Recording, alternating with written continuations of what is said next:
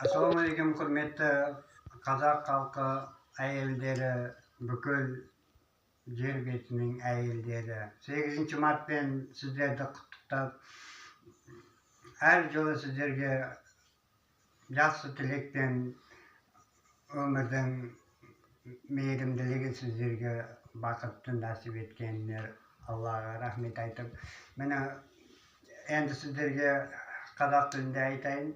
Bir ensiklopediya. Ensiklopediyamızda бұлай, енді ғалымның аты ғалым шығар. Әйелдерге неліктен құлақтарына, құлағына сырға тағылған, неліктен африканысты көресің бе, Японияны көресің бе, Американы көресің бе, орысты көресің бе, бәрін әйелдерінің құлақтарында сырға бар. Неліктен деген сұраққа өзім тікелей жауап беру шарт. Өйткені таяқтың бір басы ан жақта болса, бір басы мұн жақта дегендей, Аллах адам затты, әйел затты барлығын жаратқан соң, мынау заманның, заңның барлығын әйелдер басқарса деген неліктен әйелдерге басқартып көрген. Неше жылдап Алла әйелдер жер бетіні басқарған, еркектер емес. Сөйтсе, мынау әйелдер негізі мал дүниеге, анау-мынаған бәріне ешқашан олар таймаған. Алтын дейсің бе, не дейсің бе? Бүкіл жер бетіндегі адамдар сол алтынды байлық деп есептеп, соны көрсету деп ойлайды кімдер. Неліктен әйелдер құлағына сырға тағылды дегенде сол Аллах әйелдерге заманны заңның бәрін берген. Сөйтсе, Аллахқа жақпаған ғой. Мыналар болмайды екен.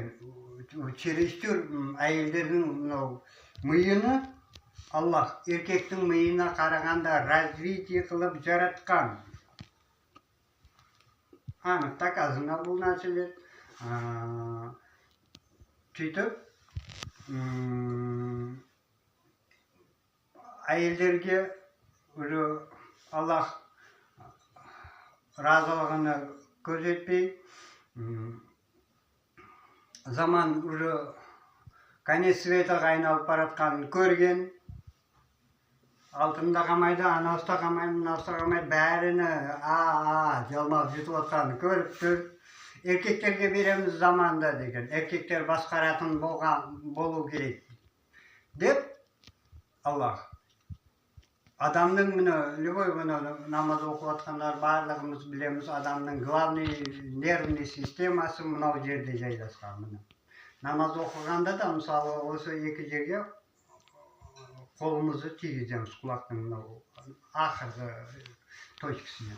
Бұл дегенді ми оянды, не өшті деген сөз. Любой адам, психологтар, мысалы, врачтар, мысалы, осылай тексеріп көреді, біледі олар. Сондықтан әйелдердің құлағына сырға таққан. Құлағын тескенде бұлардың миы істемей қойса болады екен. Бұлар тіріден ішіп қояды екен, еркектер басқасыншы, олар может ішіп қоймайтын шығар деп еркектерге ауыстырған. Сол міне еркектер заманды нені барлық жерде басқаратын болған. Әйелдер басқарғанда да ол пікірлерге қосылмайды. Мысалға міне Индияда неше жыл президент болған Индира Ганди, например, или Маргарет Тэтчер, великий адамдардың барлығы мысалға жоғары лауазымда ел басқаруда отырған. Olardan ешқашан Аллах мысалға жаманшылық көрмеді ғой. Иә. Енді бұны энциклопедия дейді. Сол нәрсенің бәрін реттеп кітап ашып көрген соң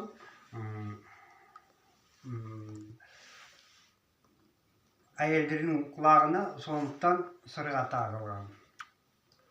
Бұл әрқайсысына доказать етіп бере алмайсың, но болмаса міне осы жер беті әйелдеріне бүкіл несіне сұрақ неліктен тағылған ал? Бұл нәрсенің осы кітаптарды барлығы жазылған, мен бір жерден ұрлап алып, бір жерден не қылып жатқан жерім жоқ.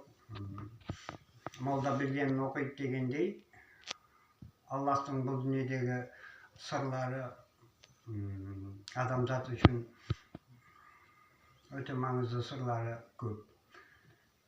Рахмет, сау болыңыздар, 8-ші марттарыңыз құтты болсын. Қаласаңыздар сырға тағыңыздар, қаламасаңыздар тақпаңыздар.